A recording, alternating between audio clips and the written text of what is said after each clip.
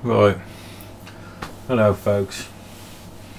I thought I'd give you a little talk, show you a little bit of one of the end buildings for the Blood Bowl pitch that I'm working on.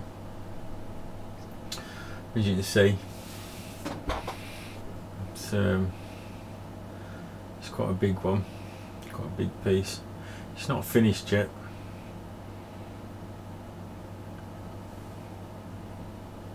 A few of you have seen this, who I've been chilling and hangouts with, but I'd say she's about 90% done, maybe 85–90%.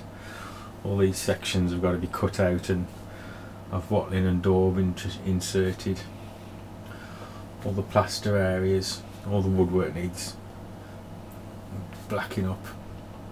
Plaster areas need washing, roof needs a bit of attention. General things like that. You get the general idea of her. I mean, this is the sin bins ones. I've got to make an identical one of these for the other end of the pitch. I mean, the basic design of it is the upper area there is going to have like a dwarven bar and barrels and stuff and things like that, maybe a few posters on the walls, and that'll be like a tabled and seated area for like kind of a VIP area, I suppose, a VIP stand.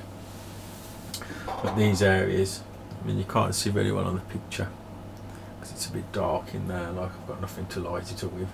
There's like a woodwork section in there with sand pits in there. That's for the reserve players. That's for knocked out, KO'd, which are the ones in Blood Bowl.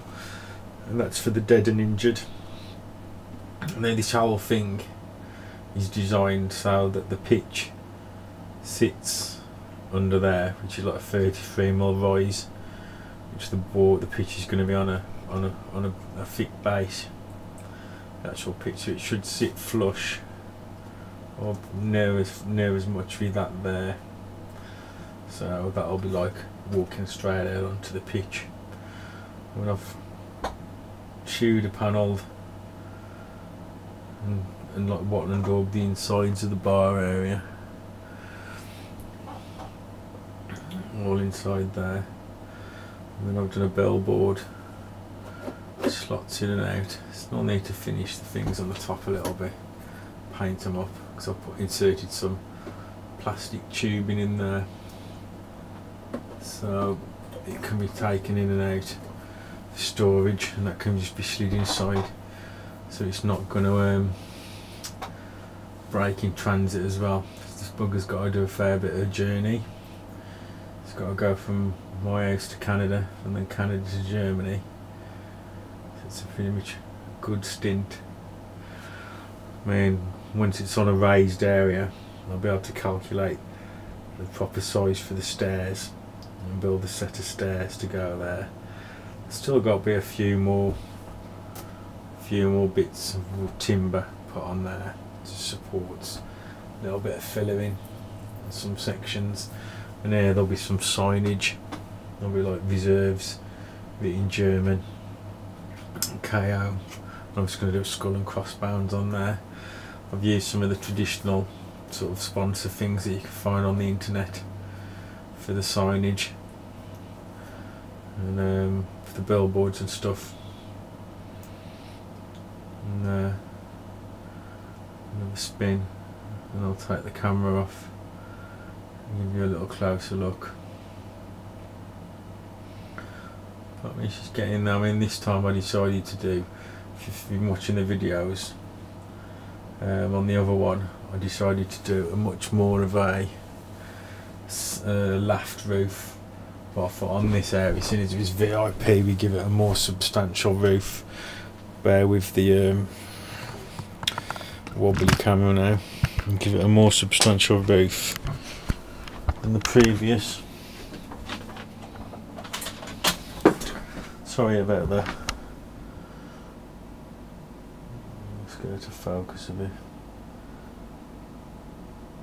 And the previous roof. I mean, sorry for the orange as well. My webcam has a tendency to pop stuff quite badly.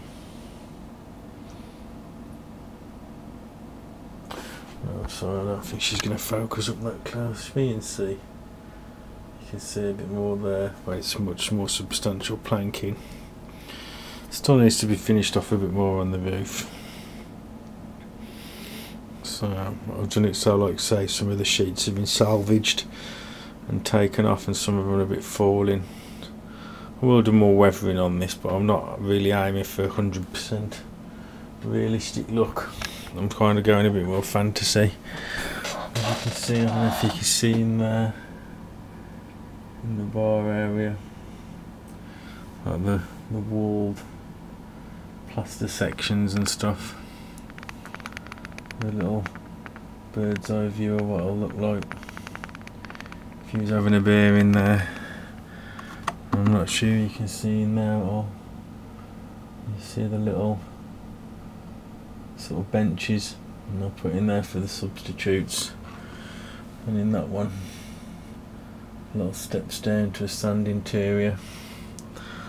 I think, as you say, I mean, there you can still see on the top the plastic inserts are in.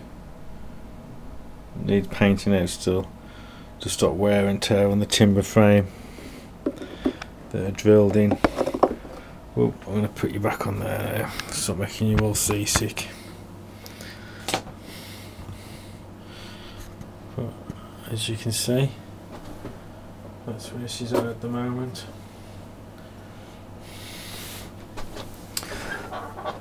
So, I mean, the basic construction of it, it's foam core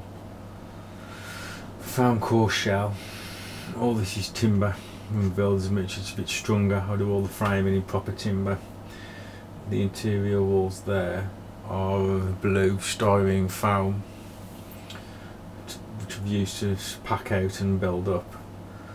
The walls are all made of das. These are like a cocktail skewer, like a kebab skewer, which is pretty good for your bendy, so that'll kind of go well. This is a plaster card on the roof. The majority of the timbering on it is balsa, apart from structural stuff. There's a lot of pigment use on top, all airbrushing on these areas, but as I say, it still needs a lot of washes and general things like that. There's a lot of MDF used, MDF board for the internal flooring there. It's all built as like a sub-construction. Like you don't, I've built bits and I've painted in there before I built the floors, and then I built the floors after I've painted in there and finished that section, then built the floors on, painted all in there before I then put the roof on.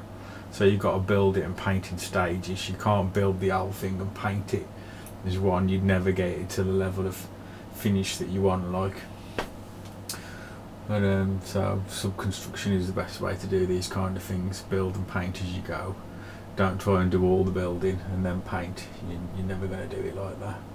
All the wood's just distressed, wire brush distressing, and painting with various shades of drops. All this timber fronting has got to be hit up with a lot of different shades. Yeah, pretty much is like what the top of the thing is, had a bit of colour variation added to it in this area.